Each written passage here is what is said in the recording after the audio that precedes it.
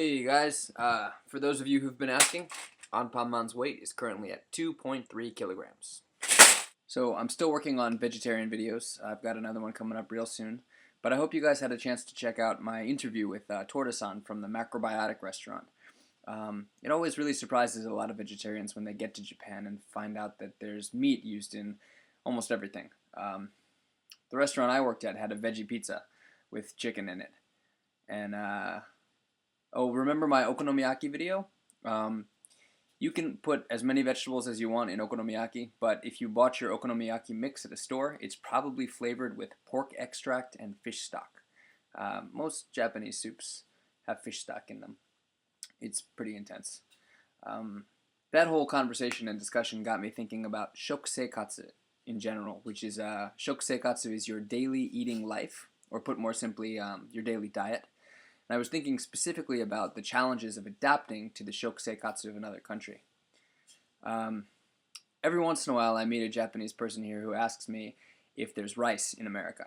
And my first internal reaction is always, really? Are you seriously asking me that? But to tell you the truth, and this is kind of embarrassing, I remember before I came to Japan, someone asked me what I thought I was going to miss the most about America. And I said, bread. I had no idea at the time that there were bread shops all over Japan. So I guess I was just as ignorant as the people who ask about rice in America. Except here's the thing. After 4 years in Japan, I can swear to you, this is the truth. White rice in America does not taste as good as white rice in Japan. California rice comes close for me. But then like a lot of places in Japan actually import rice from California. So I don't know, whether it's at a restaurant or if you make it at home, white rice in the States is not as good. Japan rice just tastes fresher, cleaner, richer.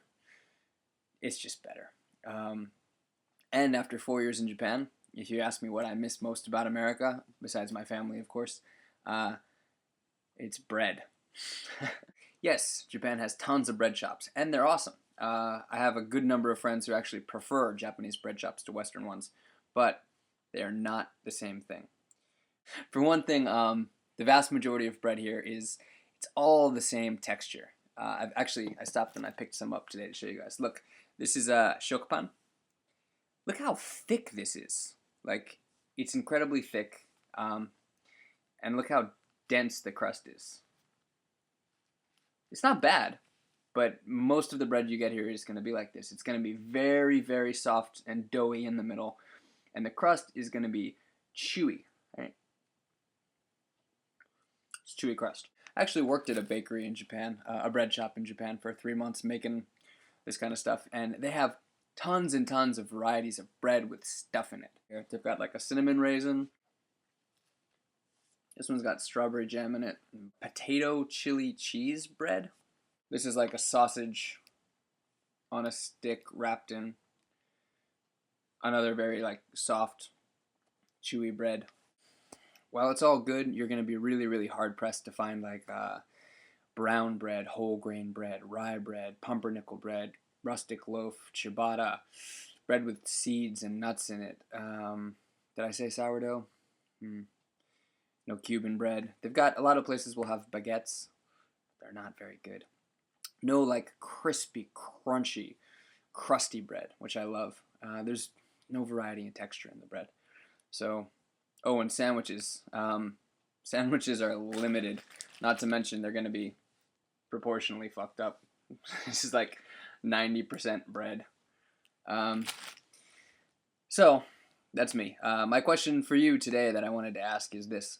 If you were or are living in a country that's not your home country, what do you think would be the most troublesome aspect of your new shokuseikatsu, your new daily diet? And you can answer that question any way you want to, whether it's stuff you think you'd miss from your old daily diet or stuff you think you'd have to get used to eating to, whatever comes to mind. I'm really looking forward to reading the comments, and I promise you in just a couple of days I'll have a really good cold weather, vegan-friendly recipe all ready to go for you. All right, I'll see you in the comments.